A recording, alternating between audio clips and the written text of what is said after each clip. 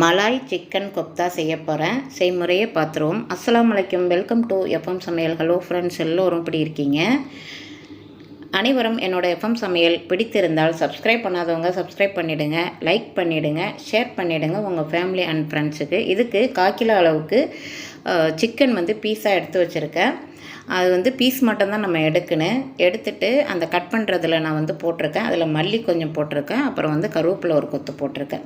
போட்டு அதை நம்ம அரைச்சிட்டு வந்துடுவோம். இதுக்கு தேவையான 3 வெங்காயம் பொடிசாக கட் பண்ணியிருக்கேன். 15 பாதாம் எடுத்திருக்கேன். லெமன், தயிர், அப்புறம் பாதி தேங்காயில் பாதி தேங்காய் சேர்த்துக்கின்னு, 1 டீஸ்பூன் ஜீரகம், கசகசா 1 டீஸ்பூன் சேர்த்துக்கின்னு, அப்புறம் பாதாமும் போட்டு அரைச்சிக்கணும். இதுக்கு பட்டை, கிராம்பு 3, ஏலக்காய் 3, அப்புறம் பிரியாணி இலை 3 கொடுத்துக்கின்னு, ஒரு சின்னதாக ஒரு தக்காளி எடுத்துக்கின்னு, இதுக்கு தயிர், இஞ்சி பூண்டு பேஸ்ட்டு, இதெல்லாம் மல்லி, இதெல்லாம் முக்கியமாக தேவைப்படும்.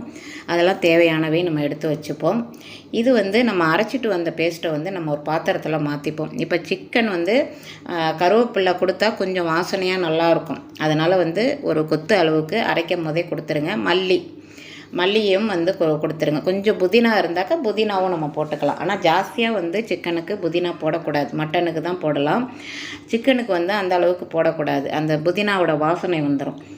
இது மாதிரி சின்ன சின்ன டிப்ஸு நம்ம ஃபாலோ பண்ணிக்கிட்டால் அந்த டேஸ்ட்டு கிடைக்கும் நமக்கு. இப்போ பொட்டுக்கடலை மாவு இதுக்கு தேவைப்படும். 1/2 கப்பு அளவுக்கு நல்லா நெய்ஸாக மாவு மாதிரி அரைச்சி 1/4 கப்பு அளவுக்கு நான் அந்த சிக்கனில் போட்டிருக்கேன்.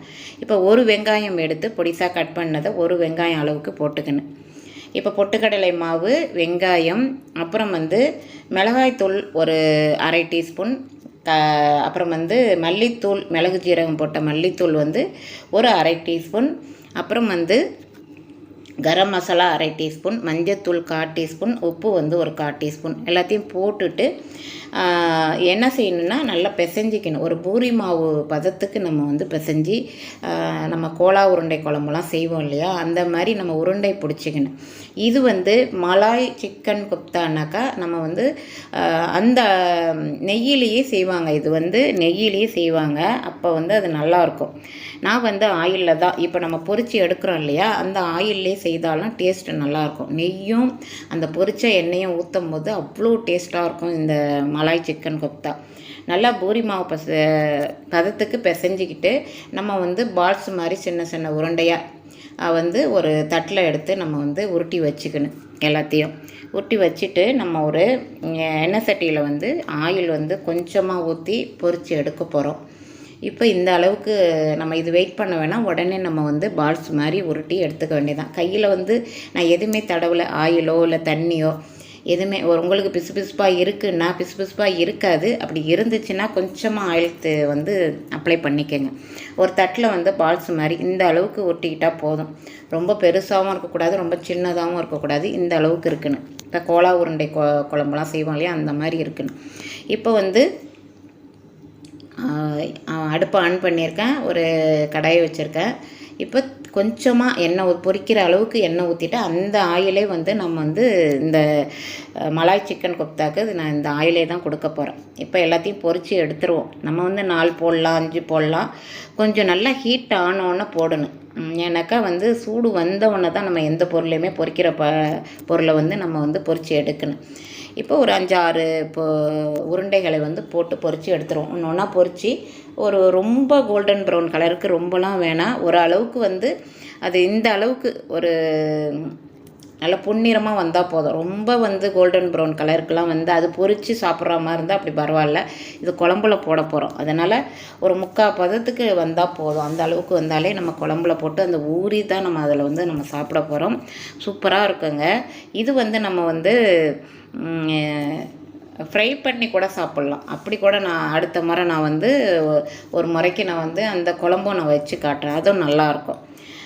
இப்போ ஃப்ரை பண்ணினாக்கா அது சிக்கனை நம்ம ஆயிலே இல்லாமல் ஃப்ரை பண்ணுறது, அது மாதிரி நான் ஒரு முறை செய்து காட்டுறேன். இப்போ மண்சட்டி தான் இன்றைக்கி மலாய் சிக்கன் கொப்தாக்கு செய்ய போகிறேன். மண்சட்டி அடுப்பை ஆன் பண்ணிவிட்டு நல்லா ஹீட் ஆனோன்னே அந்த பொரிச்ச எண்ணெயை நான் ஊற்றிருக்கேன்.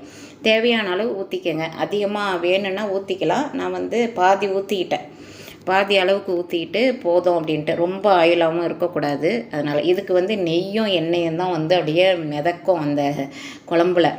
அந்த அளவுக்கு வேண்டாம் அப்படின்னு சொல்லிட்டு, வேணாக்கா அந்த ஆயில் இல்லாத சாப்பிட்றவங்களுக்கு வந்து இந்த அளவுக்கு சாப்பிட்லாம்.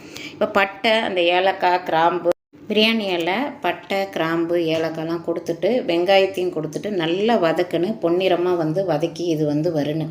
அதன் பிறகு தான் நம்ம இதுக்குள்ளே மசாலா, தக்காளிலாம், ஒரே ஒரு சின்ன தக்காளி மட்டும் இதுக்கு வேணும். ஏன்னாக்கா மலாய் சிக்கன் கொப்தாக்கு வந்து அதிகமான தக்காளி சேர்க்கக்கூடாது. வெங்காயம் இதுக்கு வந்து குருமா பதத்துக்கு இருக்கும் இந்த மலாய் சிக்கன் கொப்தா. அப்படியே வந்து நெய்யும் எண்ணெயும் அப்படியே இருக்கும்.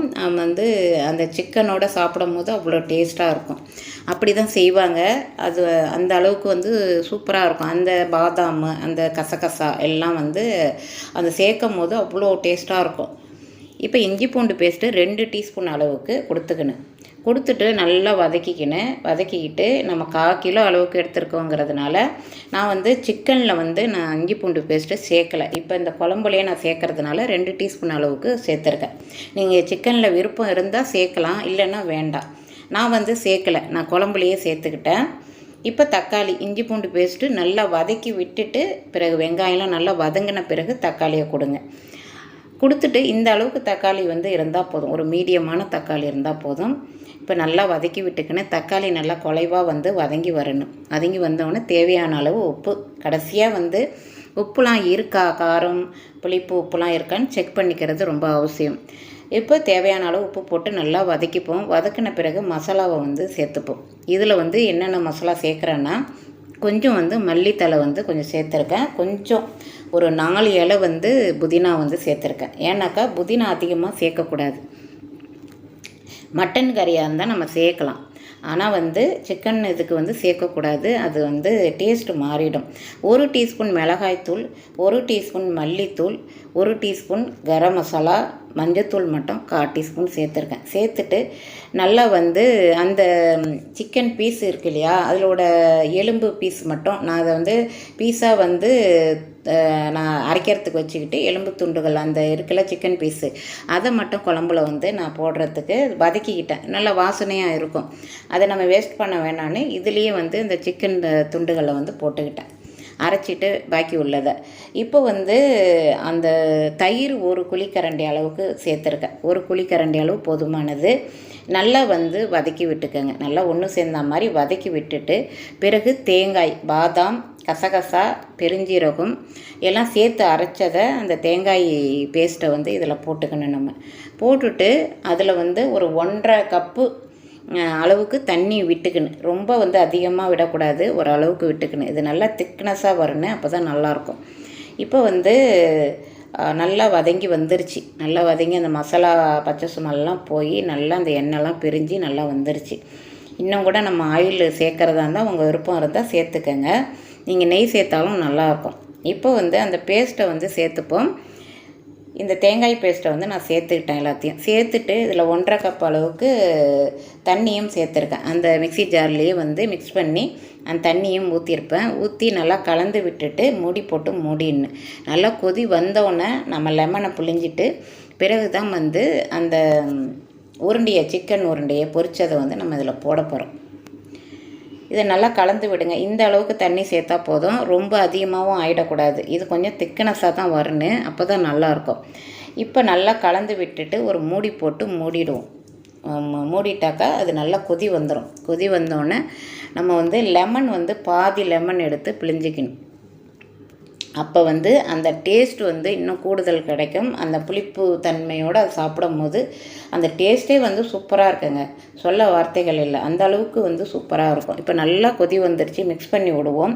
இப்போ அந்த பாதாம், கசகசா, பெருஞ்சீரகம், தேங்காயெல்லாம் வந்து நல்லா வந்து என்னமோ அந்த பாலில் வந்து ஆடை இருக்கிற மாதிரி அப்படி பொங்கிக்கிட்டு வருது. இப்படி தான் இருக்குன்னு அந்த குழம்பு வந்து.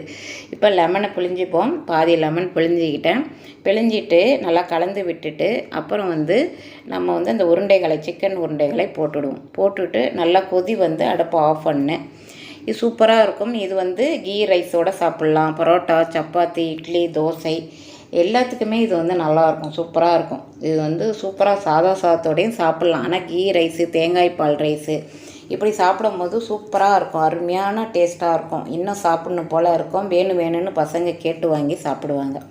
நல்லா கொதி வந்துருச்சு பாருங்கள். பார்க்கும் போதே கமகமன்னு வாசனை அப்படியே டேஸ்ட்டும் வந்து உடனே சாப்பிட்ணும் போல் இருக்குது. ஒரு தட்டில் சாதத்தை வச்சு சாப்பிட்லாம் போல் இருக்குது. நல்லா கொதி வந்தோடனே நம்ம அடுப்பை ஆஃப் பண்ணு. அந்த அந்த மண் சட்டினாவே அடுப்பை ஆஃப் பண்ணோடனையும் நமக்கு வந்து கொதி வரோங்க. அந்த அளவுக்கு வந்து பாருங்க, நான் அடுப்பை ஆஃப் பண்ணிட்டேன், கொதி வந்துக்கிட்டே இருக்குது. அடுத்த சூப்பரான ரெசிபியுடன் உங்களை சந்திக்கிறேன். தேங்க்யூ ஃபார் வாட்சிங்.